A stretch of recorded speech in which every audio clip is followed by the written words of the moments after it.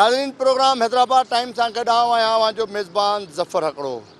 अॼु असीं programme Hyderabad times में ॾेखारींदासीं अव्हांखे सिंध जो ॿियो नंबर वॾो शहर हैदराबाद ऐं हैदराबाद जा जेके ग्रीन बेल्ट आहिनि ऐं जेके पार्क आहिनि उन्हनि जी छा सूरत हाल आहे। रमज़ान शरीफ़ जो भलारो महीनो अचण वारो आहे ऐं रमज़ान शरीफ़ जे भलारे महीने में जॾहिं आम माण्हू ग़रीब माण्हू शहरी जॾहिं रोज़ा रखनि था, मंझंदि टाक थिए थी, शहरनि में वञनि था ख़रीदारी करणु या कंहिं कमकार ते या कंहिंजो ठेलो आहे, को दुकान वारो आहे, पोइ जीअं गर्मी थिए थी, लाइट बंदि थिए थी त पोइ जेकॾहिं नंढा नंढा पार्क हुजनि था मुहलनि में, इलाइक़नि में या ग्रीन बेल्ट हुजनि था, पोइ हुन में वणनि जी छांव हेठि छॿर में गाह में वेही 5 मिंट 15 मिंट सुकून कनि था। ॿियो जेके मुसाफ़िर अचनि था शहर जे आस पास वारनि इलाइक़नि मां शहरनि में ख़रीदारी करण जे लाइ, उहे बि जॾहिं पंहिंजूं ख़रीदारियूं कनि था, गाॾीअ जो इंतज़ारु कनि था या किथे हुनखे वञिणो आहे या शाम जो इंतज़ारु करिणो आहे त रोज़ो खोलणो आहे या ॻोठ जी सवारी जेके मुख़्तलिफ़ सवारियूं हूंदियूं आहिनि टाइम ते हूंदियूं आहिनि, पोइ माण्हू कंहिं पार्क में कंहिं ग्रीन बेल्ट में कंहिं वण जी छांव में वेही इंतज़ारु कंदो आहे ऐं उन जी इंतज़ार जूं घड़ियूं पूरियूं थींदियूं आहिनि, उहो रवानो थी वेंदो आहे। पर हीअ जेके असांजा शहर आहिनि उन्हनि शहरनि में ग्रीन बेल्टनि ते त कब्ज़ा थियल आहिनि, पर पार्कनि जो बि अहिड़ो हशर आहे जो पार्कनि में कंहिं गाह नाले का शइ कोन्हे, को वणु कोन्हे, को न वरी ॿारनि जा के जेके खेॾण जा एंटरटेनमेंट जा जेके झूला हूंदा आहिनि या वेहण जे लाइ के सीमेंटेड कुर्सियूं हूंदियूं आहिनि या काठ जूं कुर्सियूं ठारायूं वेंदियूं आहिनि, उहे बि न हुजण जे करे शहरी ऐं शहर खां ओस पास वारा जेके इलाइक़नि मां आस पास वारनि इलाइक़नि मां माण्हू अचनि था उहे सख़्तु परेशान आहिनि। त हीअ ग्रीन बेल्ट आहे लतीफ़ाबाद वारे इलाइक़े जो। ग्रीन बेल्ट में अव्हां ॾिसी सघो था त गाह वण त कुझु बि कोन्हे, पर अञा बि हिते कब्ज़ा थियल आहिनि। मुंहिंजे पोएं पासे खां ॾिसंदो त हिकिड़ा काठियुनि जा जेके टोटा हूंदा आहिनि होटलनि वारनि जा उहे आहिनि ऐं वरी जीअं शाम थिए थी त हुते होटलनि वारा हिते पंहिंजूं कुर्सियूं रखी माण्हू विहारनि था, हिन खे कारोबार जो ज़रियो बणाए छॾियो आहे। आम माण्हूअ जे कंहिं बि क़िस्म में कंहिं बि को जेको आहे सो हीअ ग्रीन बेल्ट कम में नथो अचे। अहिड़े नमूने सां कासमाबाद जेकॾहिं हुजे, लतीफ़ाबाद जा मुख़्तलिफ़ इलाइक़ा हुजनि या शहर जा जेके ॿिया सिटी वारा इलाइक़ा आहिनि, उन्हनि में बि जिथे जिथे ग्रीन बेल्ट आहिनि, जिथे जिथे पार्क आहिनि, उन्हनि में कंहिं बि क़िस्म जी का सहूलियत कोन्हे का जो शहरी उनखे एंटरटेन कनि ऐं शहरी पंहिंजो टाइम पास कनि या शहरी जेको आहे सो कुझु घड़ियूं आराम जूं उते गुज़ारे सघनि। जंहिंजे करे हैदराबाद सिंध जो ॿियो नंबर वॾो शहरु आहे जेको, उते पोरियत आहिनि, सॼो ॾींहुं पोरियो कनि था, ठेला हलाइनि था, नंढा नंढा संदल अथनि उहे हलाइनि था या ठेलनि ते जेको आहे सो घोर कनि था, मुख़्तलिफ़ इलाइक़नि में घुमनि था, घिटियुनि में रोडनि ते घुमी फिरी जॾहिं वापसि अचनि था त उनखे को बि टिकाणो मौजूदु नथो थिए त उते वेहनि। या जेके माण्हू रोज़ा रखनि था, रोज़ाइतनि जे लाइ बि शहर जे अंदरि जेके पार्क हूंदा आहिनि, ग्रीन बेल्ट हूंदा आहिनि, उहे अहम हूंदा आहिनि। माण्हू शाम जो या मंझंदि जो एंटरटेन करण जे लाइ, घरनि में बिजली न आहे ऐं जीअं ऊन्हारो थींदो आहे, गर्मीअ जी मुंदि वधंदी आहे या अहिड़ा भलारा महीना ईंदा आहिनि त हेस्को जे तरफ़ां बिजलीअ जी बि जेका अख बुट हूंदी आहे उहा बि जेको आहे सो जारी वसारी रहंदी आहे ऐं तमामु तेज़ी सां उन में इज़ाफ़ो थींदो वेंदो आहे। पोइ माण्हू घरनि खां ॿाहिरि, नंढड़नि नंढड़नि घरनि फ्लैटनि खां ॿाहिरि बेज़ार थी जॾहिं पार्कनि में अचनि था त पार्क में का बि सहूलियत नथी हुजे, जंहिंजे करे माण्हू सख़्तु मायूस थियनि था। हैदराबाद सिंध जो ॿियो नंबर वॾो शहरु आहे। हैदराबाद सिंध जे ॿिए नंबर वॾे शहर जो एज़ाज़ु हुअण बावजूदि बि हिकिड़े आम नंढड़नि शहरनि खां बि नंढड़ो शहर थो लॻे, ॼण उते कंहिं बि क़िस्म जी का वारसी कोन्हे। हिते वॾे में वॾी जेका जमायत आहे, मुतहिदा क़ौमी मूवमेंट जूं सीटूं आहिनि, पीपुल्स पार्टी जूं सीटूं आहिनि ऐं जेको आहे सो शहर जा मिनिस्टर बि रहिया आहिनि, एतिरे क़दुरु जो पावरफुल मिनिस्टर रहिया आहिनि, चाहिनि त हिन शहर खे तमामु बहितरीनु ज़बरदस्त ख़ूबसूरत बणाए सघनि था। पर जेकॾहिं हुननि जे पंहिंजी करप्शन जा मामला या पंहिंजी जेका अना परस्ती आहे या पंहिंजा परस्ती आहे, पंहिंजा नवाज़ण वारो जेको सिलसिलो आहे उहो ख़तमु थिए त आम शहरनि रहवासियुनि तोड़े हितां जे माण्हुनि खे का सहूलियत मिली सघे, का फैसिलिटी मिली सघे, जंहिंजे करे माण्हू सख़्तु परेशान आहिनि। MP हुजनि, MNA हुजनि या नाज़िम हुजनि या हितां जा चेयरमैन हुजनि, भले UC नाज़िम हुजनि या UC काउंसलर हुजनि, आम माण्हूअ खे को बि फ़ाइदो ॾेई नथा सघनि। अॼु हैदराबाद टाइम्स प्रोग्राम में अव्हांखे मुख़्तलिफ़ शहर जा इलाइक़ा घुमाईंदासीं त जिथे जिथे ग्रीन बेल्टनि सां हशर कयो वियो आहे, ग्रीन बेल्टनि ते कब्ज़ा कया विया आहिनि ऐं पार्कनि में कंहिं बि क़िस्म जी का सहूलियत न आहे। आम शहरनि जी ज़िंदगी जेको आहे सो उन मामूल मुताबिक़ उते जेको पार्कनि में वेहणु या जेके ग्रीन बेल्टनि में वेहणु उहो कंहिं बि कम जो न आहे, फुज़ूल थी विया आहिनि ऐं उते माण्हू कब्ज़ा करे वेठा आहिनि। हिन वक़्तु सॼी सिंध जे अंदरि अदालत जे हुकुम ते जेके नाजाइज़ अदावतूं आहिनि उन्हनि खे ख़ाली कराइण जो सिलसिलो त जारी आहे, पर जेकॾहिं उन सां गॾोगॾु जेके फुटपाथूं आहिनि फुटपाथनि ते कब्ज़ा ख़तमु कराया वञनि, माण्हू जेको पंधु घुमनि था उहे उन्हनि फुटपाथनि ते घुमनि, त जेको हादसा थियनि था उन्हनि हादसनि में बि कमी अचे सघे थी, उन्हनि हादसनि में घटिताई थी सघे थी। पर फुटपाथुनि ते बि कब्ज़ा आहिनि, पार्कनि ते बि कब्ज़ा आहिनि, जेके ग्रीन बेल्ट आहिनि उन्हनि ते बि कब्ज़ा आहिनि। त जेको पब्लिक आहे, जेको आम शहरी आहे, उहो न घुमी फिरी सघे थो, न जेको आहे सो पंधु कंहिं बाज़ार में कंहिं मार्केट में घुमी सघे थो। इन्हनि समूरनि शयुनि खे हैदराबाद जी इंतिज़ामिया हुजे, चूंडियल नुमाइंदा हुजनि या सिंध हुकूमत हुजे, उनखे घुरिजे त इन्हनि शयुनि ते जेको आहे सो नो कंप्रोमाइज़ हुजणु घुरिजे। शहरनि खे सहूलियत ॾियण जे बाबति कंहिं बि हवाले सां को पंहिंजा परस्ती या जेको आहे सो पंहिंजा नवाज़ी वारो सिलसिलो न हुजणु घुरिजे। हलूं था हैदराबाद जा मुख़्तलिफ़ इलाइक़ा तव्हांखे घुमायूं था त कहिड़नि इलाइक़नि में ग्रीन बेल्टनि ते कब्ज़ा थियल आहिनि, फुटपाथनि ते कब्ज़ा थियल आहिनि ऐं पार्कनि में कहिड़ियूं कहिड़ियूं सहूलियतूं आहिनि। तव्हांखे ॾेखारियूं था त हीअ जेके ग्रीन बेल्ट आहिनि किरोड़ा रुपयनि जी फंडनि मां ग्रीन बेल्ट ठाहिया वेंदा आहिनि, उनखे ख़ूबसूरत बणायो वेंदो आहे। ऐं हितां जी जेका म्यूनिसिपल हुजे, तोड़े जेको आहे सो बलदियाती इदारो हुजे या जेके यूसीज़ हुजनि, यूनियन काउंसिलूं हुजनि, जिन जिन जे हदुनि में ग्रीन बेल्ट अचनि था या पार्क अचनि था, उन्हनि खे लखा रुपया उन्हनि ग्रीन बेल्टनि जी मद में बजट मिले थी। हिन ग्रीन बेल्ट जो हशर तव्हांखे ॾेखारिजे त वण त कोन्हे को, पर जेका गाह बि कोन्हे को, ऐं जेके ही गैलरियूं हुयूं रस्ते में गिरलूं लॻल हुयूं, उहे गिरलूं बि पटे, लोहियूं गिरलूं हुयूं, उहे बि हितां जा रहवासी, हितां जा माण्हू पटे खणी खपाए विया आहिनि। हिते न को चौकीदार आहे, न को माण्हू सार संभाल लाइ। हीउ जेको इलाइक़ो आहे हीउ ग्रीन बेल्ट वारो, हिते बीहण बि वॾी जेको आहे सो मुसीबत आहे, हिते बीह बि माण्हू नथो सघे, एतिरी बदबू आहे, तमामु घणी बदबू हुजण जे करे। ऐं जेके रोड ते माण्हू घुमनि था, अचनि वञनि था, उन्हनि खे बि हिन गंद ऐं किचिरे जी जेका बदबू आहे उहा बि अचे थी, बीमारियूं बि पखिड़िजनि थियूं। हीअ आहे लतीफ़ाबाद जो 8 नंबर वारो इलाइक़ो। 8 नंबर जे पोएं पासे खां हिकिड़ो गोल पार्क जे नाले सां हिकिड़ो पार्क ठहियलु आहे, तमामु ख़ूबसूरत पार्क ठहियलु आहे। उनखे जेको आहे सो सुठो बणायो आहे, उते शहरी अचनि था ऐं उते ॿार अचनि था, औरतूं अचनि थियूं, मर्द अचनि था शाम जे पर में, उते थोरो घणो एंटरटेन कनि था। पर जेकॾहिं हीअ ग्रीन बेल्ट बि ठाहिया वञनि, हिननि ग्रीन बेल्टनि जी बि सार संभाल लधी वञे, त हिते बि तमामु सुठो जेको आहे एंटरटेन करे सघे थो शहरी, ऐं शहरी हिते अची वेही सघनि था। पर हिते एतिरी बदबू, जेके माण्हू आहिनि, दुकानदार आहिनि, इलाइक़े वासी आहिनि, जेको गंद किचिरो आहे उहो हिन ग्रीन बेल्टनि में फिटी करे था वञनि। कुता आहिनि, जानवर आहिनि या ॿिया जेके बि उहे बि हिते अचे हिन खे पंहिंजो घर बणाए वेठा आहिनि। इहो तव्हांखे ॾेखारे सघिजे थो त हिकिड़ी गाॾी बीठी आहे, अंदरि ठेला बीठा आहिनि ऐं कुझु केबिनूं ठहियल आहिनि। हिन वॾो तमामु डिघो ग्रीन बेल्ट आहे, हिन ते कमु करायो वञे त 2 खां 250 फैमिलियूं हिन ग्रीन बेल्ट सॼे हिन हिसे में आराम सां वेही सघनि थियूं, इंजॉय करे सघनि थियूं, ऐं फैमिलियूं या शहर जा माण्हू हिते एंटरटेन करे सघनि था। पर हिन ग्रीन बेल्ट जी हीअ हालत आहे। हीअ जेको आहे सो मुतहिदा क़ौमी मूवमेंट जा हितां जा चूंडियल नुमाइंदा आहिनि, हीअ उन्हनि जे इलाइक़े में मौजूदु आहियूं। ऐं जॾहिं नाज़मी वारो दौरु हुयो त नाज़मी वारे दौर में हिननि ग्रीन बेल्टनि खे थोरो घणो ठाहियो वियो, गिरलूं लॻायूं वयूं, कुझु गाह बि पोखियो वियो हो। पर हिन वक़्तु हिननि जो एतिरो असरु आहे जो जानवर बि जेको आहे सो हिते अची वेहनि था, जानवरनि जा पंहिंजा घर ठहियल आहिनि। ऐं ॿियो जेको ज़हनी मरीज़ आहिनि, उहे शहर में मुख़्तलिफ़ इलाइक़नि में घुमनि था, उहे ज़हनी मरीज़ अची हिते वेहनि था, उन्हनि जा आस्थाना आहिनि। बाक़ी हिते को बि शहरी वेहण जे लाइ तयारु न आहे। अॻिते ऐं ॿिया ग्रीन बेल्ट ऐं फुटपाथूं तव्हांखे ॾेखारियूं था त उतां जो छा असरु नशर कयो आहे हितां जी ज़िले इंतिज़ामिया, तोड़े असांजे चूंडियल नुमाइंदनि। तव्हांखे ग्रीन बेल्ट ॾेखारियासीं, पर हिन वक़्तु तव्हांखे हीउ लतीफ़ाबाद वारो इलाइक़ो आहे, हैदराबाद जो मुख्य ऐं मेन इलाइक़ो आहे लतीफ़ाबाद। उनजो तव्हांखे फुटपाथियूं ॾेखारियूं था त हीअ जेके फुटपाथ हिन हेॾे वॾे रोड ते डबल रोड आहे, 30 फुट हेॾां 30 फुट होॾां, माना 60 फुट जो रोड आहे। 60 फुट वारे रोड ते फुटपाथ ठहियल ई न आहे।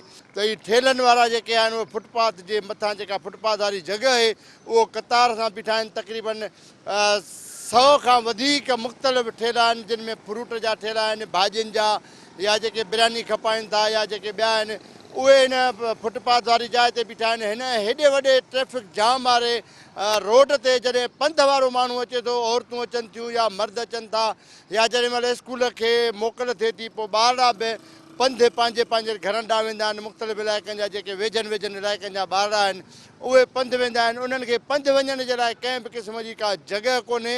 फुटपाथ हूंदी आहे त फुटपाथ ते बुज़ुर्ग कुराड़ो माण्हू ऐं औरत हुजे थोरे मर्द हुजे या ख़ासि तौर ते नंढड़ा ॿार हूंदा आहिनि उहे या जेके शहरी आहिनि घर मां सामान वठण जे लाइ निकिरनि था उहे फुटपाथनि ते घुमंदा आहिनि।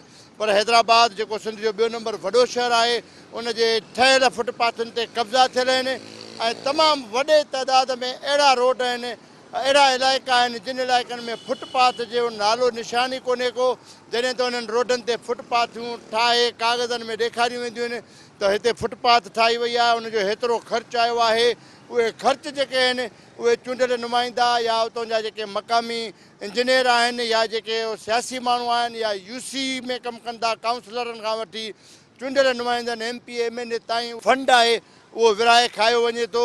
ऐं हिन वक़्तु तव्हांखे ॾेखारे सघिजे थो त हिन पूरी एरिया में पूरी पट्टी में सॼो बेल्ट आहे तक़रीबन ही 2 खां 3 किलोमीटर डिघो रोड आहे। हिन 2 खां 3 किलोमीटर रोड ते फुटपाथ ठहियल ई कोन्हे। फुटपाथ जिते ठहणु घुरिजे उन जी जॻह ते ठेला मौजूदु आहिनि। सबसे पहले तो यहाँ पार्क होते थे लेकिन अब कोई मेंटेनेंस नहीं है यहाँ पर। अब यहाँ पे जो पार्क की हालत है कि यहाँ की ग्रिल तक निकाल कर ले गए और जो यहाँ के यूसी चेयरमैन थे या जो मुतल्लका इदारे हैं बल्दिया हो गया या जो भी है उनका कोई ध्यान नहीं है इधर। यहाँ तक कि इसको जो है पार्क की जो है इनको कमर्शियल किया हुआ है।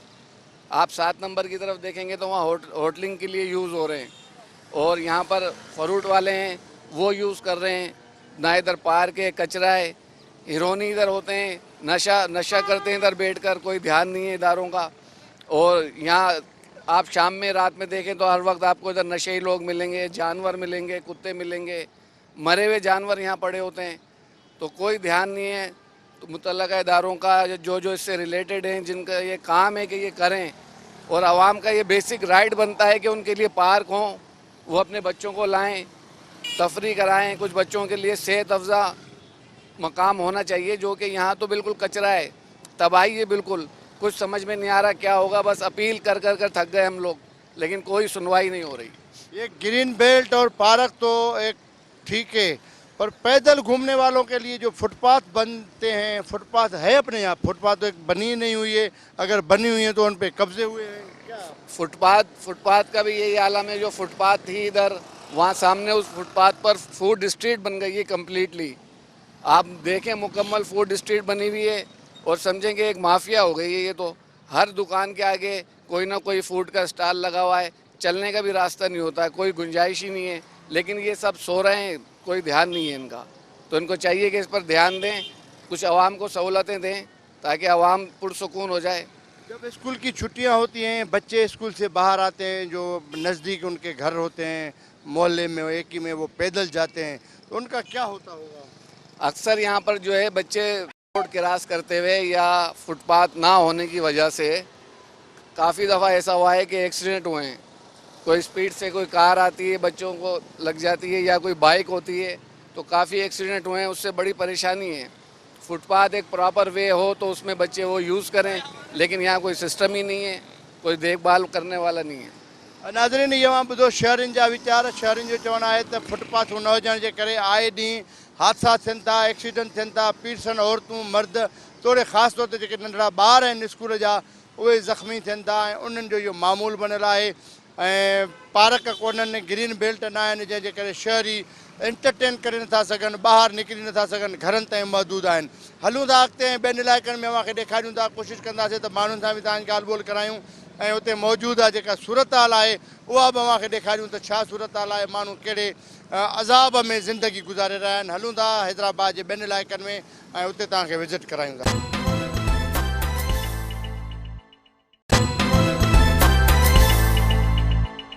नाज़रीन, हैदराबाद में मौजूदु आहियूं। हैदराबाद जा मुख़्तलिफ़ इलाइक़ा जिते ग्रीन बेल्ट तबाह थियल आहिनि, पार्क तबाह थियल आहिनि ऐं फुटपाथनि ते कब्ज़ा आहिनि, किथे फुटपाथूं आहिनि ई कोन।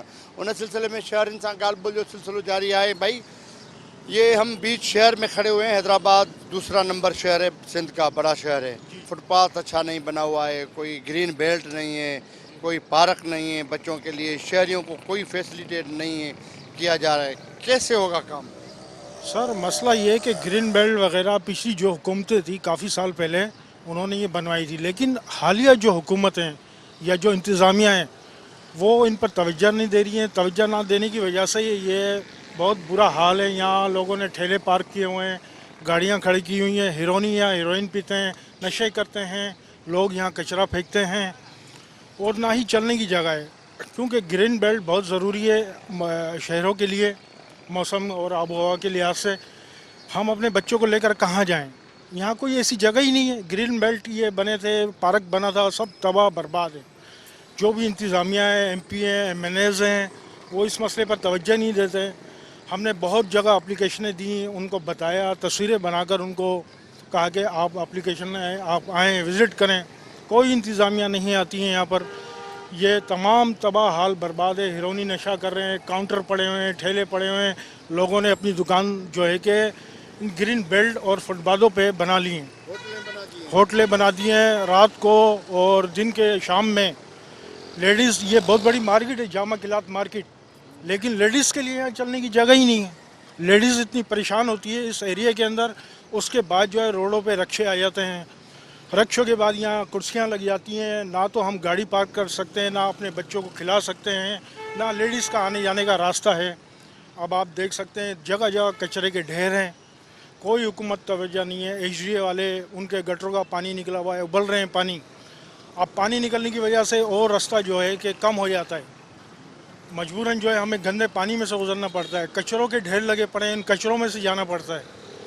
और यहाँ हमारे सामने एक इमामिया मरकज़ी ट्रस्ट भी है, तो उनके भी प्रोग्राम वगैरह होते हैं, तो सिंगल लोड हो जाता है, मज़ीद हम परेशानी में आ जाते हैं।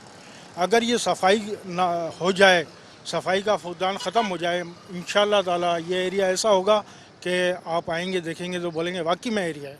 शहरनि सां ॻाल्हि ॿोल जो सिलसिलो जारी आहे। शहरनि जो चवणु आहे त जेकॾहिं फुटपाथूं या ग्रीन बेल्ट ऐं पार्क ठाहिया वञनि त शहरनि खे तमामु सुठी सहूलियतूं मिली सघनि थियूं ऐं शहरी पंहिंजी इंटरटेन करे सघनि था। पर इन्हनि जे न हुजण जे करे शहरी सख़्तु परेशान आहिनि। ख़ासि तौर ते नंढा ॿार जेके आहिनि उहे सख़्तु परेशान आहिनि। शाम जो उन्हनि खे को रांदि जे लाइ या पंहिंजो खेॾण जे लाइ को ग्राउंड कोन्हे, को पार्क कोन्हे को, जंहिंजे करे उहे घरनि ताईं महदूद बणिजी चुका आहिनि। हलूं था ॿियनि इलाइक़नि में, ऐं ॿियनि इलाइक़नि में तव्हांखे विज़िट करायूं था त उतां जी छा पोज़ीशन आहे। नाज़रीन, हैदराबाद जे आटोबान रोड ते मौजूदु आहियूं। आटोबान रोड हैदराबाद जो वॾे में वॾो रोड आहे ऐं वॾे कारोबारी इलाइक़े जे हवाले सां सुञातो वेंदो आहे। हिन आटोबान रोड ते जेके मिल्कियतूं आहिनि उहे बि अरबा रुपयनि करोड़ा रुपयनि जूं आहिनि। हिन वक़्तु आटोबान रोड ते कारोबारी हवाले सां जेकॾहिं ॻाल्हि कजे त वॾे में वॾा जेके शॉपिंग सेंटर आहिनि, मॉल्स आहिनि ऐं होटल आहिनि, जेके वॾियूं वॾियूं ऑफिसूं आहिनि, मुख़्तलिफ़ जेके मोबाइलनि जूं ऑफिसूं आहिनि, वॾियूं बैंकूं आहिनि, उहे हिन आटोबान रोड ते मौजूदु आहिनि। पर हिन आटोबान रोड ते फुटपाथ नाले का शइ नज़र नथी अचे। 3 खां 4 किलोमीटर ताईं फैलियल आहे ऐं हिन 3 खां 4 किलोमीटर वारे आटोबान रोड ते कंहिं बि पासे खां किथे बि फुटपाथ नज़र नथी अचे। हालांकि हिते फुटपाथ जो हुजणु तमामु ज़रूरी आहे, छो त शॉपिंग सेंटर, हॉस्पिटल्स, वॾियूं वॾियूं होटलूं ऐं कारोबारी इलाइक़ा, सरकारी ऑफिसूं हिन आटोबान रोड ते मौजूदु आहिनि। पर फुटपाथ कोन्हे। फुटपाथ न हुजण जे करे जेके पैदल माण्हू अचनि था, माण्हू गाॾियूं पार्क कनि था, उहे जॾहिं माण्हू पैदल घुमनि था शहर में ऐं होटलनि ते वञनि था, ऑफिसुनि में वञनि था या शॉपिंग सेंटरनि में वञनि था, त उते घुमण जी जॻह नथी थिए, रश थिए थी। ऐं हीअ जेके आटोबान रोड ते हिकिड़ो वॾे अलमियो इहो बि आहे त फुटपाथूं न हुजण जे करे जेके दुकानदार आहिनि, दुकानदारनि जे अॻियां पार्किंगूं हिते मौजूदु आहिनि। उन्हनि पार्किंगनि ते गैर क़ानूनी तौरु माण्हुनि खां पैसा वरिता था वञनि। हिते माण्हू ईंदा आहिनि जेके शॉपिंग करण या इस्पतालुनि में या होटलनि में या कंहिं कमकार सां जॾहिं गाॾी बीहारीनि था, उहा मोटरसाइकिल हुजे, तोड़े कार हुजे या वेन हुजे या सुज़ुकी छो न हुजे, जीअं ई गाॾी बीहारीनि था त हिकु जाली माण्हू जेके हथरादू पर्चियूं ठाहे अचनि था, उहे पर्ची ॾेई उन खां 50 रुपए खां 100 रुपए ताईं गाॾियुनि जी फ़ी वठनि था, जॾहिं त उन में क़ानूनी हैसियत का बि कोन्हे। उन में पुलिस जी मिली भगत हूंदी आहे ऐं हितां जा जेको लोकल थाणे जी हद आहे, जंहिं जंहिं इलाइक़े जो थाणे जी हद आहे, उन थाणेदारनि खे उते एसएचओस खे बि उन पर्चीअ जा पैसा मिलंदा आहिनि ऐं जिन जा दुकान आहिनि उन्हनि दुकानदारनि खे बि पैसा मिलंदा आहिनि। गैर क़ानूनी तौरु माण्हुनि खां पैसा वरिता वेंदा आहिनि। ऐं हीअ जेको आटोबान रोड आहे, आटोबान रोड हैदराबाद जो वॾे में वॾो कारोबारी इलाइक़े जे हवाले सां मशहूरु आहे। हिन आटोबान रोड खे 30 फुट हेॾां 30 फुट होॾां 60 फुटनि जो रोड आहे, पर हिन 60 फुटनि वारे रोड ते फुटपाथ नाले का बि शइ कोन्हे का, जंहिंजे करे माण्हू जेके हिते अचनि था उहे तमामु घणो परेशान था थियनि। हिन वक़्तु मौजूदु आहियूं कासमाबाद वारे इलाइक़े में। कासमाबाद जो ही मेन पार्क आहे। अव्हांखे ॾेखारे सघिजे थो त हिन पार्क जे मद में अलाए केतिरी म्यूनिसिपल कमेटी कासमाबाद बजेटूं ठाहियूं हूंदियूं, अलाए केतिरा दफ़ा फुटपाथनि जा ऐं जेके नंढा नंढा ट्रैक आहिनि वॉक करण जा, उन्हनि जे मद में बजेटूं कढियूं हूंदियूं, गाह जी मद में बजेटूं कढियूं हूंदियूं, ऐं हिते टे माली ॿ चौकीदार फाइलनि में लिखियल हूंदा, पर ग्राउंड ते हक़ीक़त में का बि शइ कोन्हे, को माली कोन्हे को, ऐं गाह जी सूरत हाल तव्हांखे ॾेखारियूं था त परे परे ताईं हिन पार्क जो जेको हिसो आहे परे परे ताईं गाह मौजूदु कोन्हे।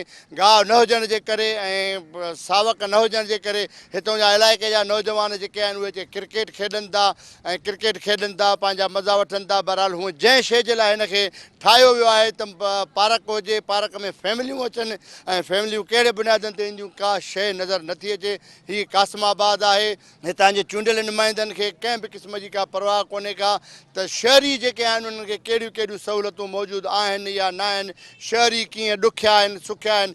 रमज़ान शरीफ़ जो भलारो महीनो अचे थो, जेकॾहिं पार्क ऐं ग्रीन बेल्ट आबाद हुजनि, उन्हनि में वेहण जी जाइ हुजे त जेके मुसाफ़िर अचनि था परे परे खां शहर में मुख़्तलिफ़ कमनि कारियुनि जे हवाले सां, उहे उन्हनि खे वेहण जी जॻह मिलंदी, उहे वेहंदा ऐं उन्हनि जो थोरो घणो थकु भॼंदो ऐं छांव हूंदी त उहे मज़ो वठंदा। मुंहिंजी प्राइवेट ड्यूटी आहे हिते। प्राइवेट माना साहब मूंखे पंहिंजे खीसे मां पघार ॾींदो आहे। अच्छा, हितां इलाइक़े वासी इलाइक़े वारो हिकिड़ो ई घर इहो ई ॿिनी ॿ हज़ार ख़र्च ॾींदो आहे हुनखे। पाणी साईं जेको आहे हिन खां पाणी साईं वेठो आहियां, बाक़ी न को माली आहे न को सफ़ाई सुथरी आहे। 3 ॾींहं थिया कुतो मोह पिया, कल्ह रोई रोई असांखे ज़ोरी खयो अथनि कुतो हितां। 3 ॾींहं कुतो ते मोह पिया, धप जी बाहि लॻी पई, ज़ोरी में चयो हुन गाॾी हुन भंगी खे चयो, हुनखे चयो भाई कुतो खणायो हिते, धप थी वई आहे।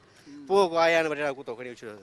भला कासमाबाद जे ॿिनि पार्कनि जी छा सूरत हाल आहे? ॿियनि पार्क जी अञा सुठी आहे, असां कोन्हे गाॾी सही न आहे। हीअ मेन आहे हिलाल अहमद पार्क आहे, मेन पार्क हीअ आहे, सॼो वॾो पार्क बि हीअ ई आहे। अचनि थियूं शाम ते अचनि था, वांक ते कनि था, सुबुह जो 8 बजे वांक कनि था। हा, पर इहो ई टाइम आहे, ॾिसो पिया तव्हां पाण ॿार खेॾनि था हिते रहंदो जेको थोरो घणो गाह उहो सड़ी थो वञे, वण चिपे था छॾीनि, वण निकिता पिया आहिनि, पाड़ा पाड़ा ॾिसो निकिता पिया थो, पाड़ा पाड़ा वण निकिता पिया आहिनि। भला असांजा चूंडियल नुमाइंदा ईंदा आहिनि, चेयरमैन को म्यूनिसिपल कमेटी जो CMO को एडमिनिस्ट्रेटर, उहे चेयरमैन अची तंग थी विया, हाणे सभु को पंहिंजे लिकण में पूरो आहे। हा, लिकण में माना छा केस में घर ॿाहिरि निकिरनि कोन था, अचनि को हाल वाल वठनि ॾिसनि छा सूरत हालत आहे। पार्क में को अचे थो, सभु को पंहिंजे घरनि में वेठो आहे। बसि असां जहिड़ो हाल आहे हलूं पिया माण्हुनि सां। ही मेन पार्क आहे कासमाबाद जो, कीअं पिया ॾिसो सहूलियतूं आहिनि न आहिनि, हिते छा हुजणु घुरिजे? साईं पहिरीं ॻाल्हि त हिते बिल्कुलु बि सहूलियत वग़ैरह का बि अहिड़ी शइ कान कान्हे। ऐं ॾिसो पिया तव्हां पाण, हे ॾिसो पार्क सफ़ा सुका पिया आहिनि, पाणी जी बि कोताही लॻी पिया, मोटर ख़राबु लॻा पिया आहिनि। हिते जेके आहिनि कुतो बि छबर बि कान्हे, 3-4 ॾींहं कुता हिते मरिया पिया, केरु खणण लाइ तयारु कोन हो। असां पाण क्रिकेट खेॾणु ईंदा हुआसीं, पर मजबूरी तौरु मिड़ई ॾिसी एॾा थी वेंदा हुआसीं। पर लापरवाही आहे इंतिज़ामिया जी। असां वटि हिते त म्यूनिसिपल वारा त अमला नज़र ई कोन थो अचे, जिन्हनि जे अंडर अचे थो। माली वाली रखियल आहे? सर माली वाली असां हिन महिल ताईं अञा ताईं को कोन ॾिठो आहे। असांखे बि खेॾंदे हिते अरसो थियो आहे ऐं असां बि डेली ईंदा वेंदा आहियूं, पर अञा त हिते को बि अमरा कोड वग़ैरह न आहे। म्यूनिसिपल जो अमल हो, CMO को चेयरमैन को एडमिनिस्ट्रेटर करे को बि असां न ॾिठो आहे, को बि अहिड़ो असां हिते कोन ॾिठो आहे। इवन जे शोरो साहिबु हूंदो पहिरियां चेयरमैन, उनजे हूंदे बि हिते असां उनखे बि न ॾिठो, जेकॾहिं हिते मिसाल चई सघूं त उहो बि न आहियो। जी बिल्कुलु, हिनखे सुठो बनायो वञे, छबर पोखी वञे, एंटरटेनमेंट जे लाइ केतिरियूं फैमिली साईं बिल्कुलु हिते ॾिसो न अवाम माशाल्लाह हींअर घणी थी वई आहे। ऐं उनजे हिसाब सां ॾिसो त हिते ॿारनि जे हिसाब सां ॿार इहे बि कोन्हनि, न झूला आहिनि न सिस्टम आहे, उहे बि हिते हुजणु खपनि। पार्क बि हुजणु खपे, सावक हुजणु खपे, उहो लाज़मी आहे। त नाज़रीन ये ॿुधो अवां हितां जे शहरनि जा वीचार। हैदराबाद कासमाबाद में मौजूदु आहियूं। शहरनि जो ऐं नौजवाननि जो चवणु आहे त हिते कंहिं बि क़िस्म जी का मालिकी कोन्हे। चूंडियल नुमाइंदा वोट वठण वक़्तु त मौजूदु रहनि था, हर घिटीअ में हर रोड ते उन्हनि जूं गाॾियूं ऐं उॾंदड़ जेका मिटी आहे उहा ॾिसूं था, पर जीअं इलेक्शनियूं ख़तमु थी थियूं वञनि त उते का बि शइ नज़र न आहे। पोइ MP MLA खे ॻोल्हण जे लाइ माण्हू गाॾियूं भॼाइनि था ऐं उन्हनि गाॾियुनि जे पोयां उन्हनि जे बंगलनि जे पोयां, पर उन्हनि जी कंहिं बि क़िस्म जी का सार संभाल नथी लॻी वञे। हीअ पार्क आहे, पार्क तबाही जे किनारे ते पहुची चुको आहे। छबर कोन्हे, वणकारी कोन्हे, गाह कोन्हे, माली हिते कोन्हे को, जंहिंजे करे हिते जानवर घुमनि था। ऐं जीअं सवेर हिकिड़े माण्हू ॿुधायो त हिते 3 ॾींहंनि खां वठी कुता मुआ पिया हुआ, उहो खणण जे लाइ तयारु कोन हो। पोइ प्राइवेट उन्हनि कंहिं माण्हूअ खे पैसा ॾेई उहे कुता खणाया आहिनि मुअल। पार्क जी छा सूरत हाल आहे? हिते न सहूलियत आहे, हिते असांजी सफ़ाई बि कोन आहे ऐं पहिरीं असांखां वधीक पहिरीं खां बि बहितरीनु नज़र कोन थी अचे पार्क में। कुता मुइल हूंदा आहिनि, असां फोरी करे, असां पाड़े वारा फोरी करे कुता खणाईंदा हुआसीं। जी साईं, वॾी महिरबानी। नाज़रीन, ही ॿुधा हुआ हितां जे नौजवाननि जा वीचार। ही थोरो पार्क तव्हांखे ॾेखारियूं त ही पार्क जो जेको हिकिड़ो हिसो आहे, मेन हिसो, जीअं गेट खां माण्हू अंदरि दाख़िल थिए थो, उन पार्क जी हीअ सूरत हाल आहे। हीअ जेके झूला लॻल आहिनि या हिकु अधु को ॿारनि जे हवाले सां रांदीका लॻल आहिनि त ॿार एंटरटेन कनि, उहे बि भॻा टुटा पिया आहिनि। उहो उन्हनि जी का बि मालिकी कोन्हे का। ही कासिमाबाद आहे ऐं हितां जो चूंडियल नुमाइंदा जेके असांजो MPA जाम ख़ान छोरो रहियल आहे, जाम ख़ान छोरो आहे, जॾहिं त चेयरमैन म्यूनिसिपल जो उनजो भाउ काशिफ छोरो आहे ऐं उन्हनि जूं दावाऊं रहंदियूं आयूं आहिनि त उन्हनि कासिमाबाद जे लाइ तमामु वॾो कमु कयो आहे। कासिमाबाद खे उन्हनि पेरिस बणाए छॾियो आहे। ही कासिमाबाद जो पार्क आहे, मेन पार्क, जेको पेरिस जो जेको आहे सो ॾेख ॾेई रहियो आहे। पर हिते पार्क जे लाइ एंटरटेन करण जे लाइ का बि फैमिली नथी अचे, को ॿारड़ा नथा अचनि, के मासूम नथा अचनि। बाक़ी हिते ख़ाली ग्राउंड हुजण जे करे, छबर न हुजण जे करे नौजवान आहिनि जिन खे प्ले ग्राउंड आहिनि ई कोन, ॿिया के ग्राउंड आहिनि ई कोन जिते क्रिकेट खेॾनि या रांदियूं कनि। पर हिते हुननि खे मुनासिबु लॻो ऐं ख़ाली ग्राउंड मिलियो आहे बग़ैर कंहिं छबर जे, जंहिंजे करे शाम जो नौजवान उते क्रिकेट खेॾनि था, मुख़्तलिफ़ रांदियूं खेॾनि था, एंटरटेन कनि था।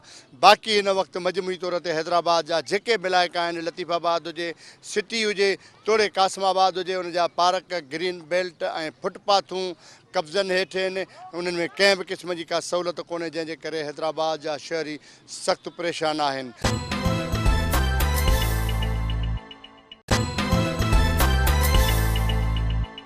नाज़रीन, हैदराबाद में मौजूदु आहियूं। हैदराबाद जा मुख़्तलिफ़ इलाइक़ा अव्हांखे ॾेखारियासीं। मुख़्तलिफ़ इलाइक़नि में जेके ग्रीन बेल्ट आहिनि ऐं पार्क आहिनि या फुटपाथूं आहिनि, उहे अव्हांखे ॾेखारियूंसीं। हिन वक़्तु मौजूदु आहियूं कासिमाबाद में। कासिमाबाद जे अली पैलेस खां नसीब नगर वारो जेको इलाइक़ो आहे, उन जे विच ते ही ग्रीन बेल्ट आहे। हिन ग्रीन बेल्ट जो हशर मां ॾिसी सघो था त ॿिन्ही पासनि खां वणकारी थियल आहे, पर जेको विच में छबर हुजणु घुरिजे, गाह हुजणु घुरिजे, उहा गाह कोन्हे, छबर कोन्हे, जंहिंजे करे हिते किचरेदान बणिजी वियो आहे। मुकमिल तौर ते हिन ग्रीन बेल्ट खे किचरेदान बणायो वियो आहे। ऐं जेके हितां जा दुकानदार आहिनि, ओसे पासे वारा इलाइक़े वासी आहिनि, उहो जेको बि किचिरो थिए थो उहो खणी हिते था अचनि। पर जेके हितां जा सैनिटरी अमलो आहे, म्यूनिसिपल जो अमलो, जेको मुख़्तलिफ़ इलाइक़नि मां किचिरो खणनि था, उहो बि खणी हिन ग्रीन बेल्ट में फिटी कंदा। हाणे इहो अव्हांजो ई जेको आहे सो फ़ैसिलो आहे। अव्हां ई फ़ैसिलो करे सघो था त छा अहिड़े माहौल में हिन कासिमाबाद वारे इलाइक़े में जेकॾहिं अहिड़े क़िस्म जा ग्रीन बेल्ट हुजनि, जंहिंजे ॿिन्ही तरफ़नि खां नंढा नंढा वण त हुजनि, पर विच में किचरेदान बणायो वियो आहे। वॾे सुहिणे नमूने सां किचरेदान खे अव्हां ॾिसी सघो था त हिते कुर्सियूं बि लॻियल आहिनि जिते माण्हू वेहंदा आहिनि। उन्हनि जो ही हशर आहे। कासिमाबाद जो ही इलाइक़ो आहे, कासिमाबाद में हिन ग्रीन बेल्ट जो ही हशर कयो आहे।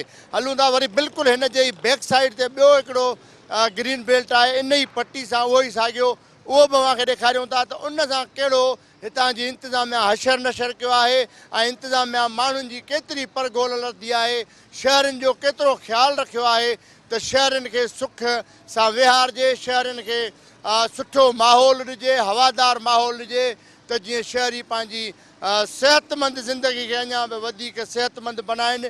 हलूं था ऐं तव्हांखे ॿियो हिकिड़ो ग्रीन बेल्ट ॾेखारियूं था जेको बिल्कुलु हिन जे अपोज़िट में आहे, त उते उन ग्रीन बेल्ट सां हितां जी इंतिज़ामिया कहिड़ो असरु कयो आहे। नाज़रीन, हीअ बि कासिमाबाद जो ई ग्रीन बेल्ट आहे। जीअं तव्हांखे हू ग्रीन बेल्ट ॾेखारियो, बिल्कुलु हुन सां लॻोलॻि ही ग्रीन बेल्ट आहे। हिन ग्रीन बेल्ट सां बि साॻी तरीक़े सां साॻियो ई असरु कयो वियो आहे। वेहण जे लाइ कुर्सियूं वग़ैरह सीमेंटेड ठाहियूं वयूं आहिनि, पर विच में छबर न हुजण जे करे हिन खे बि शहरनि दुकानदारनि जेको आहे सो किचरेदान बणाए छॾियो आहे। जेको माण्हू अचे थो ऐं म्यूनिसिपल जे अमले समेत उहे बि हिन में किचिरो फिटी कंदा। हिते वेहण जे कंहिं बि क़िस्म जी जेको आहे सो जॻह न आहे। ऐं इहो बि तव्हांखे ॿुधायां त म्यूनिसिपल कमेटी कासिमाबाद जे तरफ़ां हिन ग्रीन बेल्टनि जे लाइ अॼु बि अॼु बे बजट रखी वेंदी आहे, उहा ठीको ॾिनो वेंदो आहे। हिते ठेकेदार हूंदा आहिनि जेके सालियानो वॾे मिक़दार में पैसा ॾींदा आहिनि ऐं सालियाने जेको ठीको खणंदा आहिनि उन ठीके जा बाक़ाइदा रिपेयरिंग जो अमलो रखियो वेंदो आहे। सफ़ाई सुथराई खां अलावा बि जेको माली हूंदा आहिनि उहे रोज़ बुनियादनि ते हिन जी सार संभाल रहंदा आहिनि ग्रीन बेल्टनि जी। ऐं पाणी ॾियण बि उन्हनि जो ई मसइलो हूंदो आहे। हिते जॾहिं नई शुरूआत में ग्रीन बेल्ट ठाहिया विया हुआ, जॾहिं हैदराबाद जा ख़ासि तौर ते कासमाबाद जा रोड ठाहिया पिया विया, उन वक़्तु हिन ग्रीन बेल्टनि खे ठाहियो वियो ऐं हिते ई हिकिड़ा कनेक्शन ॾिना विया स्पेशली वाटर सप्लाई जा, त जीअं हितां ई पाणी खणी वणनि खे ॾेई सघिजे।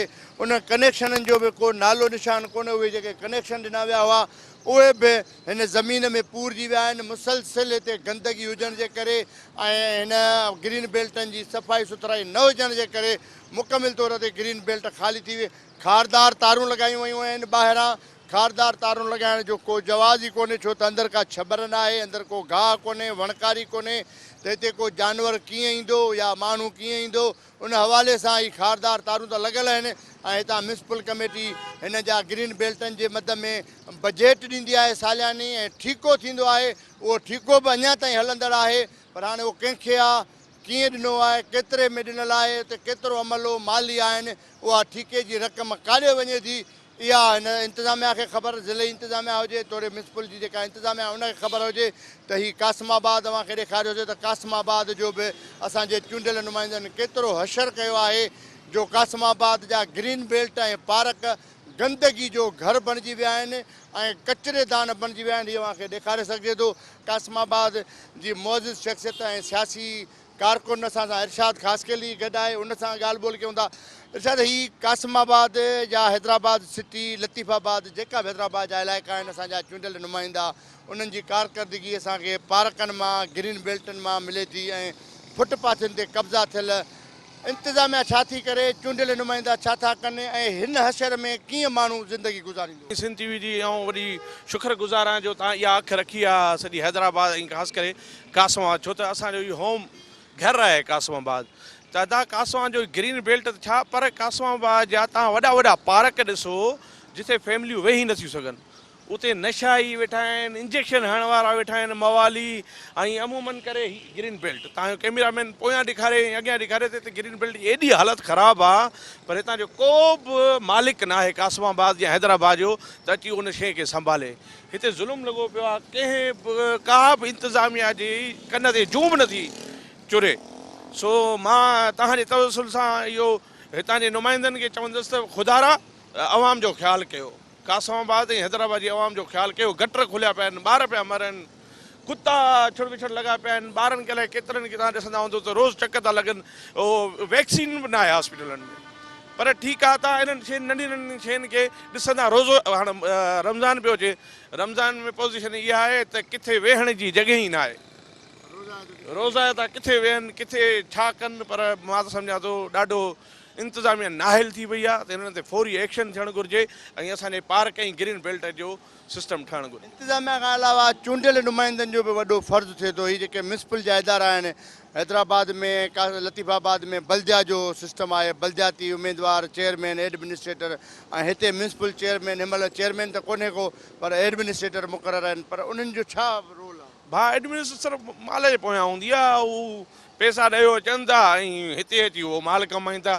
ऐं उनजी वॾे मां वॾी सूरत हीअ हाल हीअ आहे, तव्हां ॾिसो। छो त अगरि इहा TMOs वग़ैरह कमु कनि त हीअं थोरी हुजे, या तव्हां छो चयो असां छो अचूं, असां उन्हनि जी तारीफ़ कंदे वञूं, पर का बि अहिड़ी शइ न आहे, को अहिड़ो माहौल न आहे। सो मां त चवंदुसि इहो नाहिल इंतिज़ामिया आहे, उन्हनि ते फौरी एक्शन खयो वञे ऐं हितां हैदराबाद खे ग्रीन बेल्ट ऐं इन्हनि खे सुठो कयो वञे। वॾी महिरबानी। नाज़रीन, हीअ शहरनि जी ॻाल्हियूं ॿुधियूं अवां त हैदराबाद जी इंतिज़ामिया हुजे या असांजा चूंडियल नुमाइंदा हुजनि, उन्हनि ते फ़र्ज़ु थो थिए त शहरनि खे बुनियादी सहूलियतूं ॾियनि ऐं बुनियादी सहूलियतुनि में हीअ ग्रीन बेल्ट ऐं पार्क तमामु ज़रूरी आहिनि। ऐं ख़ासि तौर ते हीअ जेको रमज़ान शरीफ़ जो भलारो महीनो अचे थो, जॾहिं माण्हू रोज़ा रखनि था, नंढा नंढा घर आहिनि ऐं लाइट बि जीअं गर्मियूं अचनि थियूं लाइट जी अख बूट बि शुरू थिए थी, पोइ माण्हू पार्कनि में या ग्रीन बेल्टनि में अची साह पटनि था, 5 मिंट टाइम पास कनि था। पर ग्रीन बेल्टनि जी हीअ हालत हुजे थी त पोइ माण्हू हिते कीअं ग्रीन बेल्टनि में वेहंदा ऐं कीअं पार्कनि में वेहंदा। प्रोग्राम हैदराबाद टाइम जो वक़्तु पुॼाणी ते पहुतो आहे। ईंदड़ प्रोग्राम ताईं पंहिंजे मेज़बान ज़फ़र हकड़ो खे ॾींदा इजाज़त। तेसि ताईं सदाईं गॾु।